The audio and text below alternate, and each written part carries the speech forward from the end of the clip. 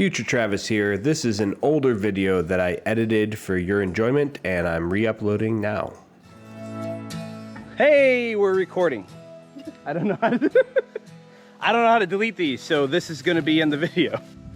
Welcome back, Wayfinders. Today I'm going to be starting off a video that will be a 3-day survival challenge. It won't be as challenging as it sounds because for a 3-day survival challenge, you can literally just lay in the woods and do nothing and still survive. So I should say this will be more of a thrival challenge. I'll be doing firecraft, sheltercraft, cooking over the fire if we can find some food, identifying some different plants and animals along the way, and hopefully having a good time doing it.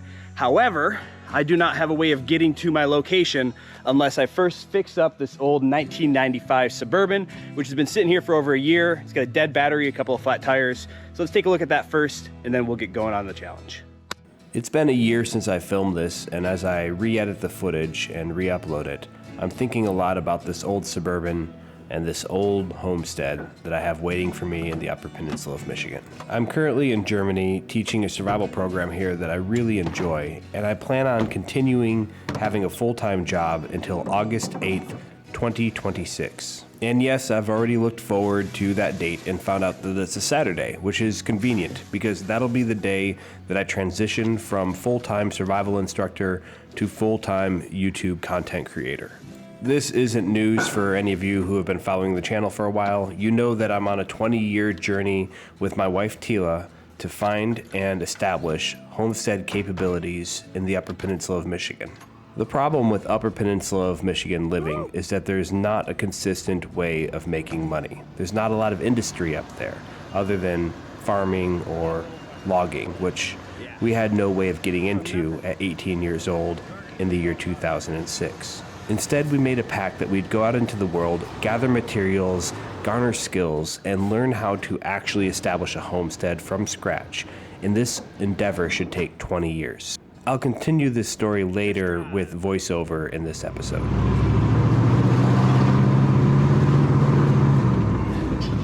Ooh, spongy brakes.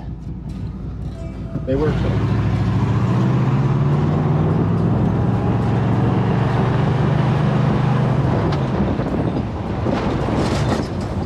That was a toolbox. That sounds expensive.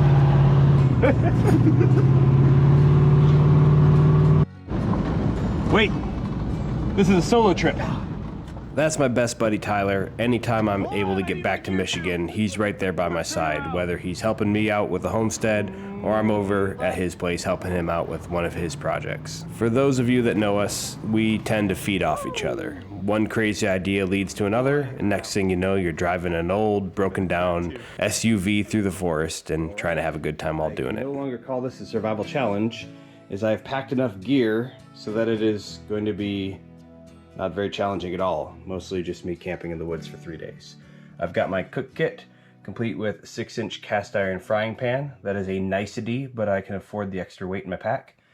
Katadyn water filtration pump, you'll see me using that. Backup platypus and life straw. This one's from Frontier Pro. I haven't used it yet. Medical kit, complete tourniquet. You've seen the Halsbrook and the Axe Wax in previous videos. I have my lights, a black diamond and a, what is this one?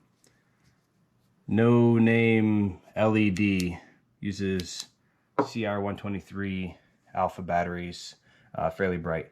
A couple of GPSs, cutting tools, my hand forged, and a Halsbrook along with an SE or ESEE, depending on how you pronounce it, knife. I think that's a Rat 4. Fire starting spork, gotta have a spork. My file and Halsbrook over here are for equipment maintenance, plus when I'm bored in the woods I like to reset my bevels and go from there, so a little bit of morale building as well. Fishing kit and a hand line, a little bit of DEET cards, signal mirror, my food and shelter kit. I also have a big stuff sack with clothing and a sleeping bag. I've got a little bit larger than normal Thermarest this time, see how well that treats me.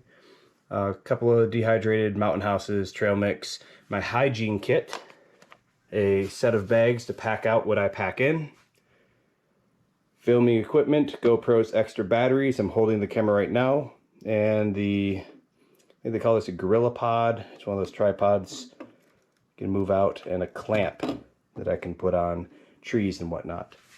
I've got my water container, a small thermos that I like to put eggs in, wallet, and phone. At this point, you're probably wondering why we would ever leave the beauty of the Upper Peninsula if we were so obsessed with it. And that's something I ask myself every single day. I absolutely love it up there. It's the only place I feel relaxed. It's because the bottom line truth of homesteading or off-the-grid living means that you have to start with something. And I was starting with nothing. You need skills, resources, money, and capability in order to pull off a full-time homestead living. At 18, I didn't have any of that, so I set out into the world to find it. It's the next morning. Truck's running great. All the gauges are solid. Half tank, 14 volts. Oil pressure's at 20, but it goes to 40 when I drive, might be a little low. And then temperature well under control.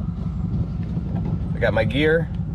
I'm about to leave my little town called Trout Lake. When I say little, I mean little.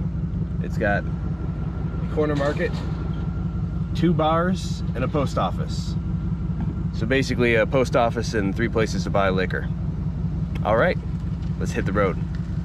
So here's where we are now. We have 17 years down of 20, and we're preparing to move back full time. We've built up our skills over the years. We've bought 3 or 4 different houses and renovated them, reselling them, trying to flip them for more money, more capability. Tila picked up blacksmithing, I picked up carpentry, and together we have almost all of our bases covered. Just getting started. I've got beautiful scenery.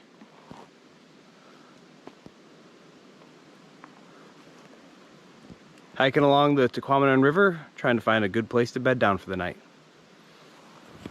We've also made some decisions that reduce our capability for the short term.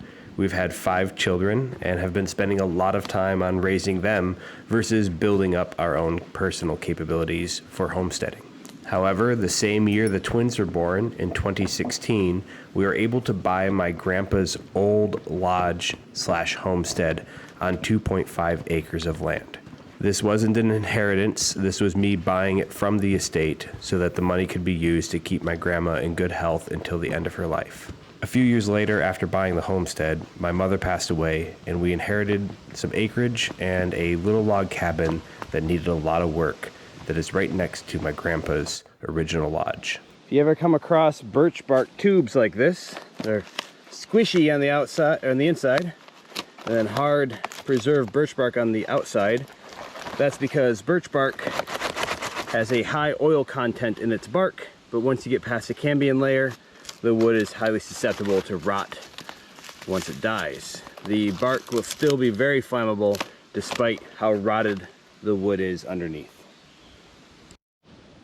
I'm gonna go ahead and grab some of this for the fire later. I can't adequately put into words how much I miss the Upper Peninsula of Michigan. I'm sitting here in Germany and watching this footage is pulling on my heartstrings and making me happy at the same time.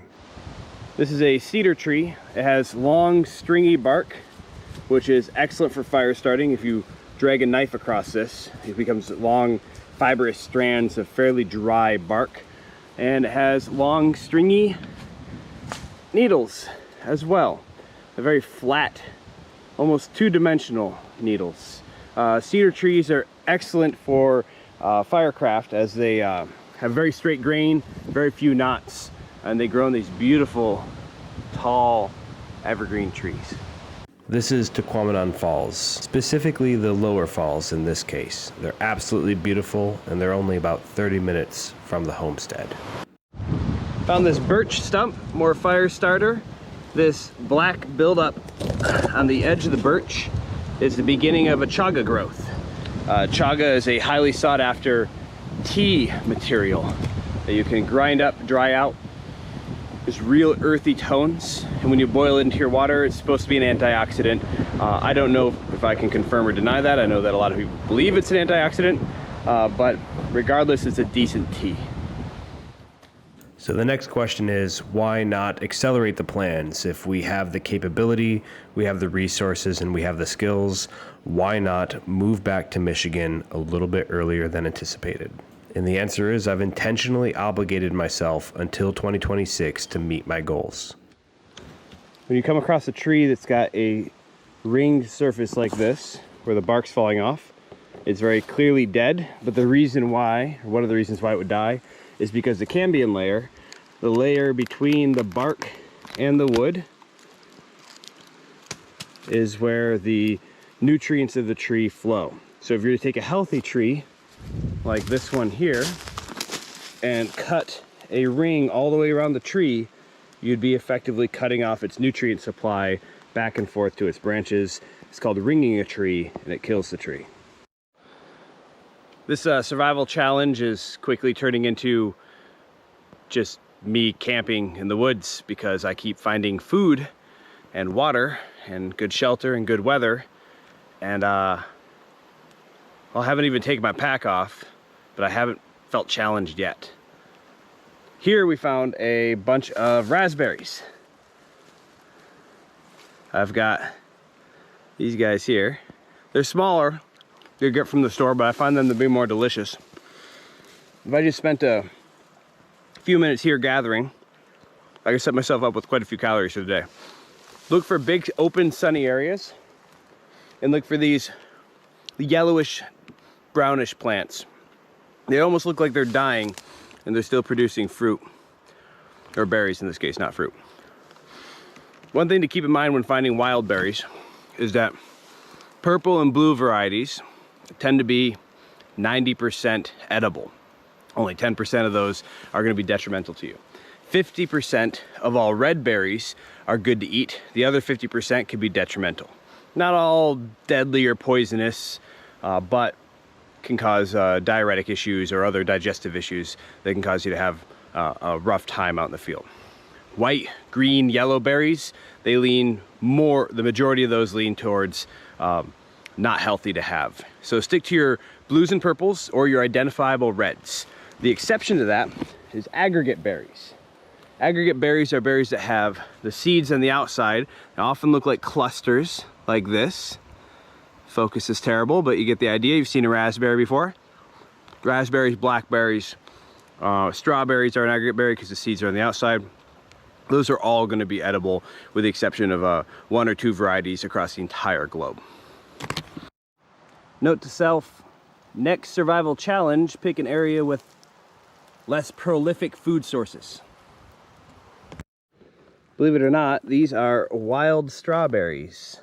They're minuscule, but they're absolutely delicious. So, down the hatch. I might have to end up packing back a lot of my food. Pro tip for breaking down your pack once you make it to camp: lay down a towel or a blanket or some piece of canvas or rubber to lay out all of your gear. Otherwise, you can quickly get lost in the leaves and you're going to be leaving gear behind. The reason I do this is because I've left a lot of gear behind. All right. I'm going to save my dehydrated food for later. I'm going to cook up some of the fresher food, bacon, mushrooms, and make some breakfast burritos. I'll be using this skillet.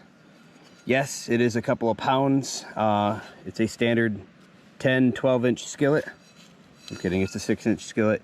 And I'm using a cheap Coleman fuel with a Coleman Max burner, which folds up nice and small. I typically carry around Jetboils. I have a couple other cool, oh, broke it. There we go. Nope, good to go. Cool little stoves out there, but you can make do with just the simple stuff. Because this is a new cast iron pan, I'm going to go ahead and season it with a little bit of the bacon grease. So if you've probably guessed at this point, I like to be very specific with my goals.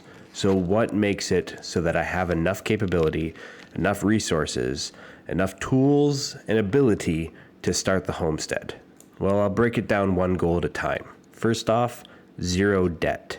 I've accumulated debt over the years. That is natural and normal when you're buying houses or buying cars.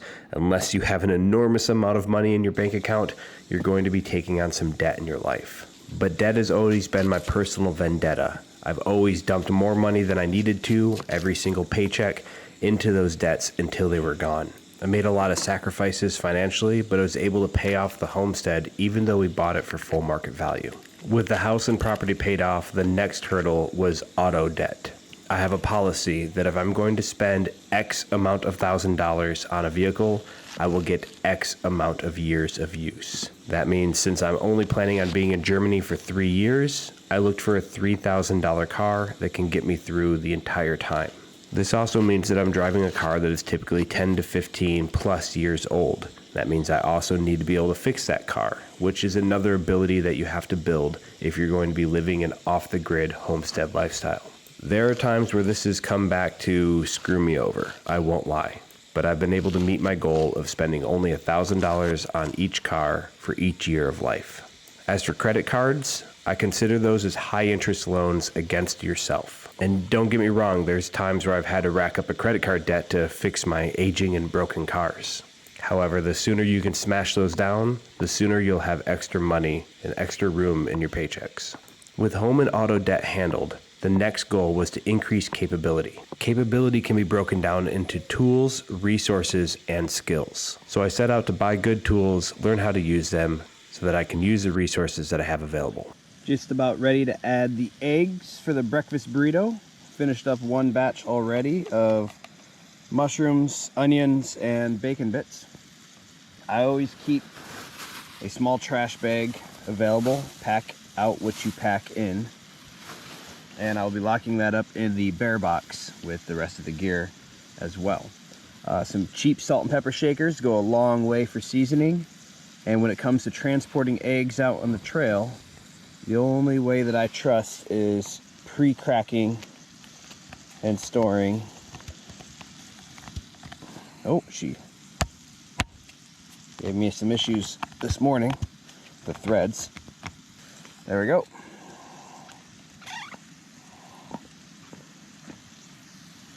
Pre-crack your eggs into a thermos, and then you can pour them in at your leisure. Maybe I should have gone for a little bit bigger than a 6-inch skillet.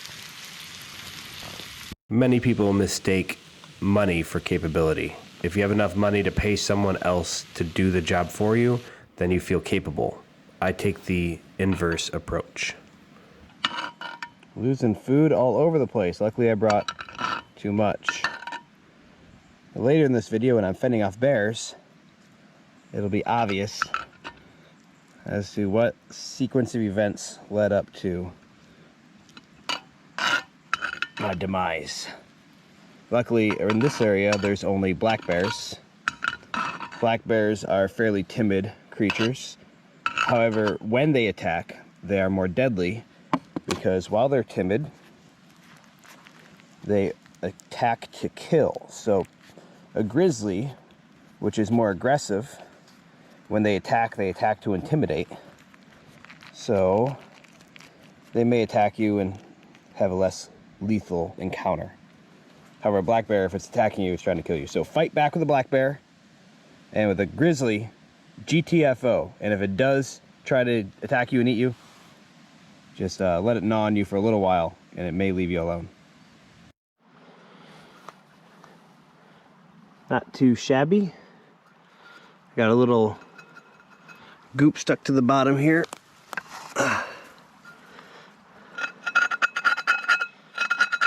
Little egg, little onion. So I'm gonna scrape the big bits with my knife, and then I'm gonna use some soil, some sand, as a scrubbing surface.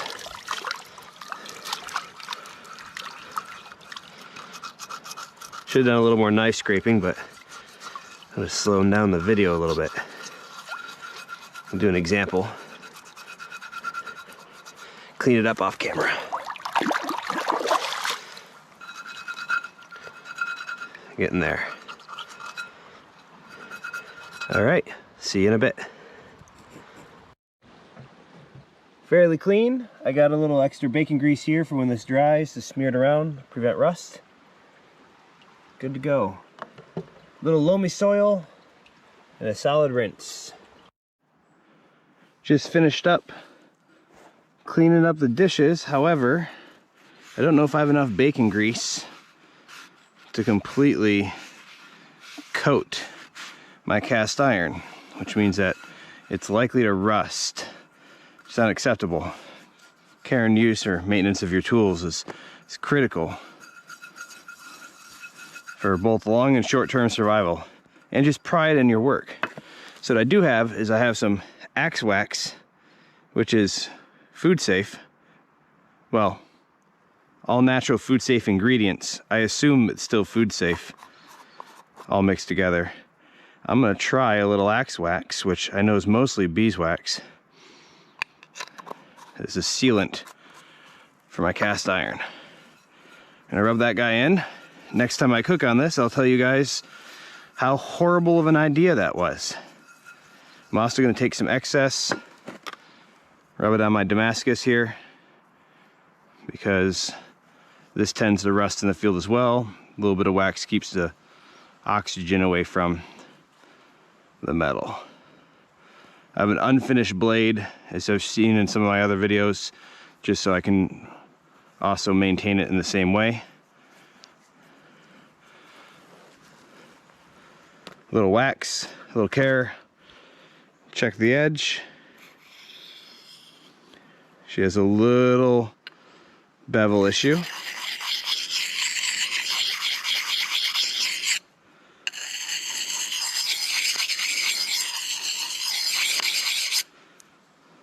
Looking better. I'll do some honing on this side as well, because a little maintenance every day goes a long ways. Otherwise, every week or so, you're gonna have to go nuts on your equipment. It really cuts into your time. Make sure I still got Axe Wax everywhere. Sheathe that, put it away, finish with the cast iron, and we'll go hang any leftovers I have up for bears. Well, hang them up high enough to get away from bears. If you're not familiar with the term food cache, it's not to attract bears, it's to keep the bears away from you. So we'll take any of our leftovers of our food, hang it up in the tree for the night, and as the sun sets, I'm gonna go ahead and make camp.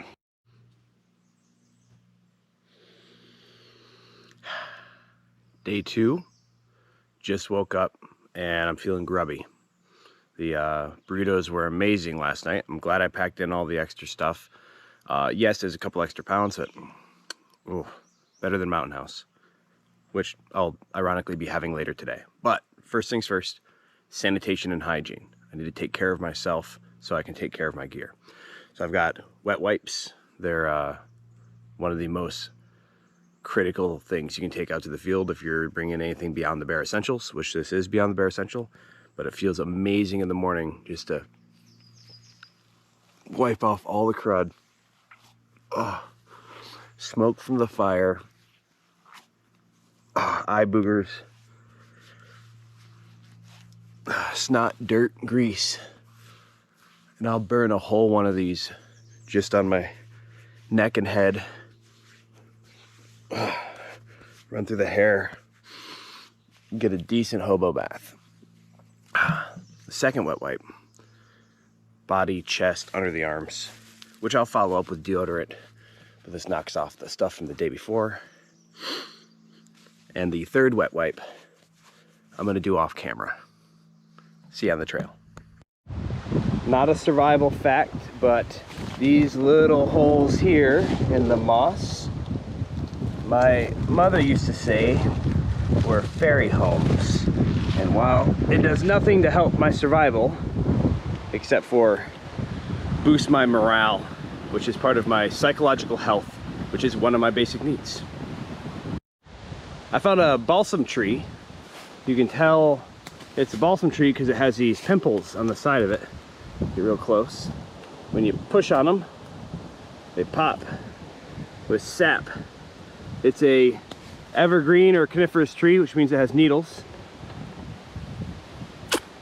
All coniferous trees are edible. All sap is edible. It's not all palatable. The most palatable portion of a pine tree is going to be the bright green tips, the new growth. Some of these are going to taste like lemon. Most taste like pine tree, but that's what you could expect. You're literally eating a pine tree. So earlier when I said all saps are edible, I meant all pine tree saps are edible. There are a lot of poisonous plants out there where the sap is actually the carrier of the toxin. And a way to remember this is that if it bites you and you die, it's venomous. And if you bite it and you die, it's poisonous. So there are poisonous trees, but there are no venomous trees, hopefully. What I mean by the inverse of money equals capability is that if I'm able to build enough capability, have enough tools and resources, then I can save myself an awful lot of money. Wild partridge. I won't be procuring them because they're out of hunting season and I don't have a weapon. As you've probably guessed, I'm not a believer in the what is your time worth genre of thinking. And I get it. If you spend all your time working, you don't spend your time working. Katadyn water filter. Uses a porcelain enamel filter that allows a 0.1 micron filtration, which is a mechanical filtration. So as soon as you pump the water through, you see it's yellow on this side, clear on this side. It is purified. This will take out any bacteria, virus, or protozoa. However, it will not take out chemicals. So if you have chemical runoff or leaching oils or radiation, really, really bad cases, then this pump won't help with that because they're smaller than 0.1 micron. If you want to learn more about water purification techniques, mechanical, chemical, or boiling, which is a form of expansion mechanical, using steam to destroy cells with their own H2O, check out my water purification video. It's 14, 15 minutes long, and instead of talking about it here, you can learn more just by searching through my channel. I would link it, but I don't know how to do that yet. So in the future, when I learn more, I'll have a little pop-up or whatever happens there. Oh, already almost full. Good to go. Look how clear it is. Beautiful. And don't get me wrong, I understand the logic that if someone's willing to pay me $300 an hour to teach a course, then I can use some of that to pay someone else $50 an hour to maintain my vehicle. But that always leaves me with the inability to maintain my own vehicle. No matter how much you pay somebody else to do the work for you, you will not gain that experience yourself, which means you're paying someone else to gain experience and become better than you. I'm all about picking other people up and elevating everyone to the same level. However, I am not about reducing my own capability just out of laziness. While working full-time and remodeling a house, I once had a coworker ask me, how do I get it all done? And the answer is simple. I would go home at the end of the day and I would start working. And that's not to say that I don't know how to relax or to chill out. I probably still have hundreds of hours on Netflix and hundreds of hours playing video games. But I also have hundreds of hours taking things apart and putting them back together again. Hundreds of hours sharpening my tools, or woodworking, or doing electrical, or blacksmithing. All right, folks, straight dope. Fire danger is high right now in the UP of Michigan. So I have found a campsite with registered campers who are allowing me to use some of their wood to show you some firecraft prep breakdown and utilization of the tinder that we gathered on the trail earlier in the video. So I'm going to show you two different techniques. I'm going to show you the beater stick method, which is where you take your knife, handle deep on the wood where you want to split. You find a good beater stick. This is why they call it the beater stick method. Smack down.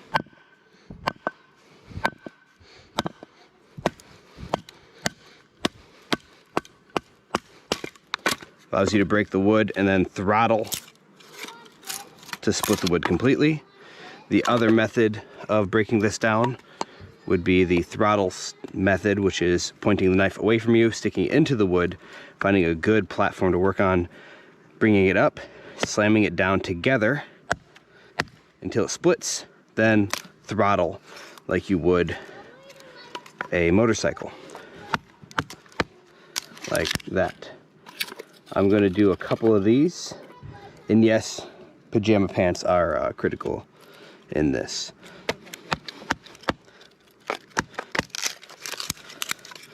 Once we have enough, we'll go ahead and move on to the fire. So I'm going to time lapse for the next few minutes and go ahead and get enough fire prep to start our fire. So I've got my debt, skills, resources, and tools handled, ready to launch off on the homestead, right? Not really. The truth is, there's no such thing as off-the-grid living. If you have a little bit of Mrs. Dash with your steak that you homegrown, then you went to the store to buy that, which means you do need money. I plan on having gas in the tank, having an electric fridge, having a propane stove. These things are going to take some form of income, bottom line. The way I calculate it, I'm going to need about $2,000 to $2,500 a month in order to live the lifestyle that I want to live, even being debt-free, owning my own house, having all the tools and resources that I need. This will pay the bills, the taxes, and make sure that I have enough food in the fridge for the family. My goal is to grow this channel and grow my Patreon, link in the description below, in order to have enough money to cover those costs so that we can move up there in 2026 on schedule. Good to go. 3 feather sticks. Next we have our tinder here. We're going to take the finer tinder and spread it out on our platform. The platform is the area where the tinder resides, so that it doesn't absorb moisture or hit the ground. We get it real fine there. I'm going to add in some of this. We'll shred it.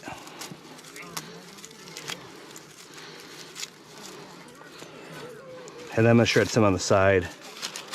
Get it ready as a secondary tinder.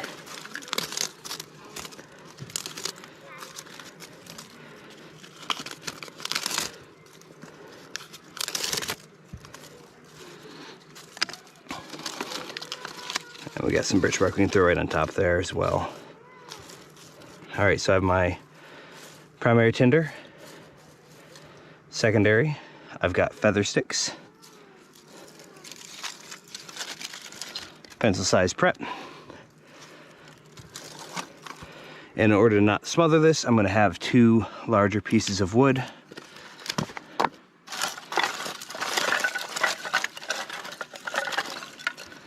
These will work, these 2 together. Actually, that should work nicely. Allows us to lay wood on top of the tinder without smothering. And then we have our larger fuel. Next is taking care of our tools and igniting the fire. Now, birch bark takes a couple of strikes to get a good hot spark.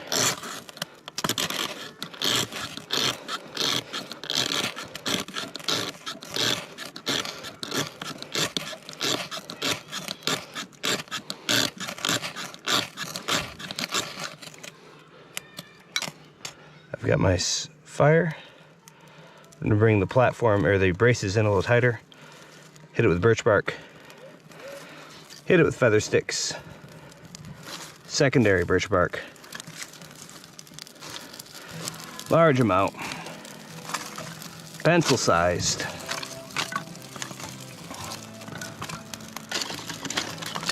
Larger sized. Notice I'm not taking my time to spread them out neatly and getting them on the fire. Getting more fuel. If it needed more air, I could lift this up here. It looks like it's got plenty of air. We're ready to start adding larger fuel.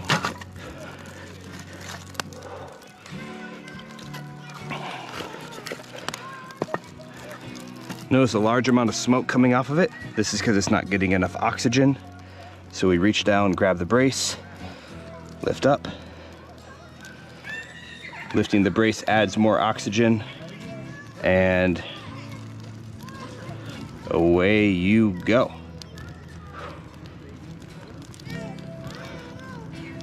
Smoke clears up, and you're set. So here we are in the end game, both in this video and in our 20-year plan. We have 3 years to grow this channel to $2,500 a month. Of course, we're going to set aside a large amount in order to make sure that we can cover any gaps or dips along the way. Though there is a big secret that I'm keeping from you guys that is going to help me out immensely come August 8th, 2026. So mark your calendars. 3 years from today, I'm going to be releasing the truth about who I am and what I do, and then we'll talk a little bit more about why my timeline is so very specific. So thank you for watching and enjoy the finish. For now, I'm gonna go ahead and finish this drive, get home, take a nice hot long shower, maybe get a haircut, and we'll close the video from there. So enjoy, and I'll see you there. Well, I made it back to the homestead. The truck ran great, surprisingly. I had a one issue where the temperature sensor fell off and saying that it didn't have any reading at all. So I was worried that it was out of fluid. Turned out it's just a loose plug. So pulled over, plugged that back in, no problem. Drove the rest of the way home. The 3-day survival challenge this was supposed to be turned out to be a 3-day hiking trip with every possible tool that I could possibly want. So not much of a challenge, almost no survival. Hopefully there's still some good tidbits in there that you enjoyed. The next challenge, I'm gonna be eliminating about half my gear, and then the challenge after that, I'll eliminate half more. So we'll be down to a quarter, then an eighth. Eventually we'll get down to 3 items, 1 item, and no item survival. So it'll get increasingly more challenging over time. Today was the last few days has been a good example of if you had everything you possibly wanted. So thank you for watching, thank you for tuning in, and I'll see you next time.